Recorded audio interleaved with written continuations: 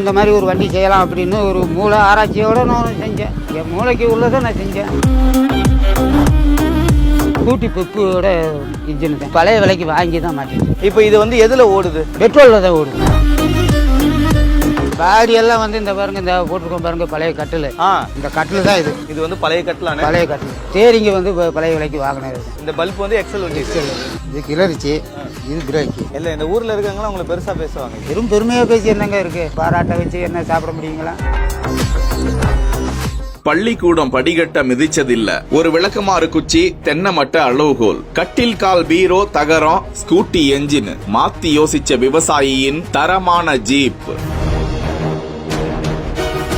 தேனி மாவட்டம் சின்னமனூர் அடுத்த காமாட்சிபுரத்தை சேர்ந்த விவசாய கூலி தொழிலாளி 60 வயதான ஈஸ்வரன். மண்ணு வெட்டுவது, களை பறிப்பது இதுதான் அவருடைய அன்றாட வேலை. கூலி ஆட்களை தனது வீட்டு ஆட்களை அழைத்து செல்வதற்கும் தேவையான பொருட்களை வாங்கி வருவதற்கும் இந்த காலத்துல யாருக்குமே ஒரு கார் இருந்தா சௌகரியம்தான். ஆனா சாதாரணமா 5 லட்சம் 10 லட்சம் கொடுத்து கார் வாங்கணுங்கிற ஆசைய பலரும் பல வருடமா கனவாகவே வச்சிருக்காங்க.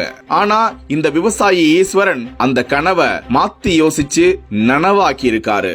கார் வடிவமைக்கும் போது கெச்சி மாதிரி எல்லாம் ஒன்றும் போடலைங்க. நம்ம அதை அளந்துக்கிறது தான். ஒரு விளக்கமாறு குச்சியை வச்சு அளந்துக்கிறது தான். விளக்கமாறு குச்சி வச்சு அளந்து சும்மா தச்சளவே விளக்கமாறு குச்சி, இந்த இப்படி ஒரு மட்டை குச்சி வச்சு கணக்கு பண்ணி வேலை.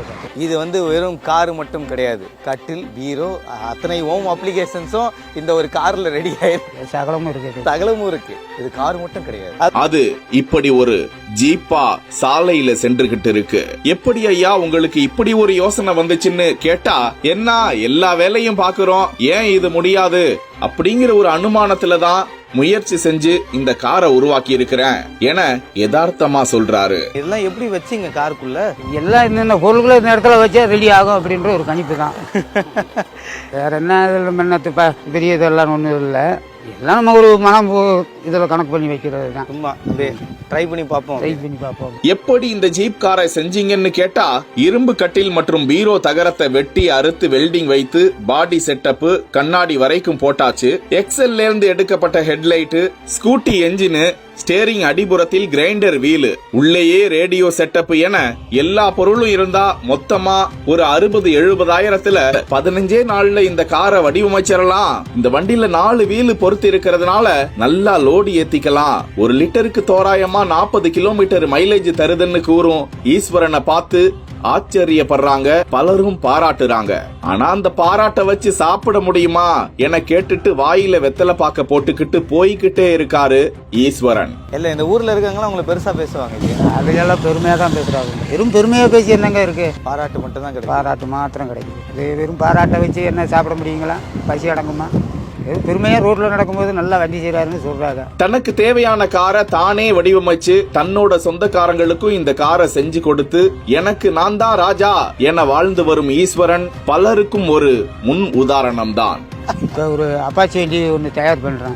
கீர் போட்டு ஓட்டுற கீர் பின்னுக்கும் முன்னுக்கும் போறது மாதிரி கீர் போட்டுறதுக்கு அந்த பின்னாடி 2 செயின் பல் கொடுத்துருக்கும் பாத்தீங்களா? அது வந்து கீர்லாம் போட்டு இந்த மாதிரி வண்டி வந்து மொத்தம் இந்த வண்டியோட 5 வண்டி கணக்கு ஆகுது.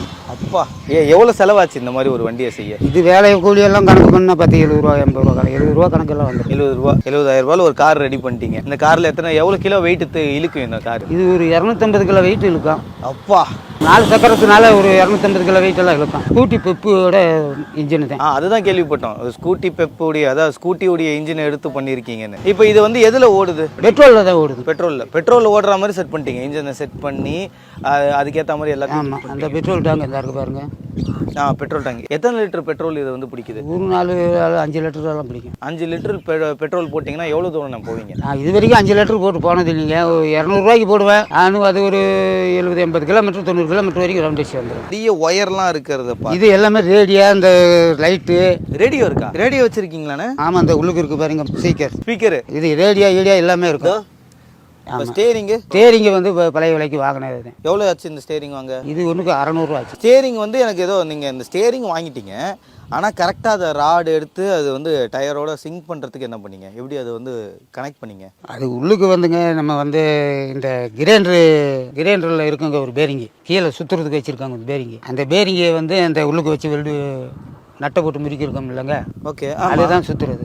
இது வந்து வெறும் கார் மட்டும் கிடையாது, கட்டில், பீரோ, அத்தனை ஹோம் அப்ளிகேஷன்ஸும் இந்த ஒரு காரில் ரெடி ஆயிருக்கு. சகலமும் இருக்குது. சகலமும் இருக்குது, இது கார் மட்டும் கிடையாது.